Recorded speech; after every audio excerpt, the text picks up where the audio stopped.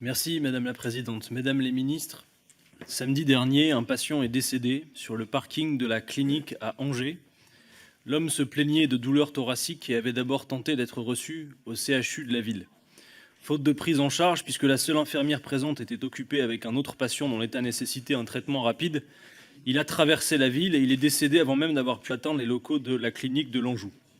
Cet événement tragique est révélateur des effets désastreux du manque d'effectifs dans l'hôpital public.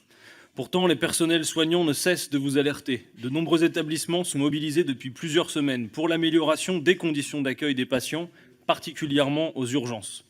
Cette semaine, ce sont plus de 120 services d'urgence qui sont en grève. Leur mobilisation ne cesse de s'intensifier, tant les réponses que vous leur apportez sont insuffisantes, voire méprisantes.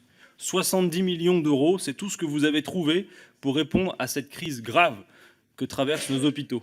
Cette somme doit notamment permettre le renfort d'une personne pendant 60 jours au sein des services d'urgence. C'est l'équivalent de 350 postes, c'est-à-dire bien insuffisant, puisque nos hôpitaux auraient besoin de 10 000 embauches supplémentaires pour faire face à la pénurie de soignants. Pire, ces 70 millions d'euros sont réorientés à budget global constant et donc au détriment d'autres services hospitaliers. Vous dites vouloir lutter contre les attentes interminables sur les brancards et dans les couloirs, mais vous abandonnez l'hôpital public et continuez d'aggraver sa crise au bénéfice exclusif des établissements privés.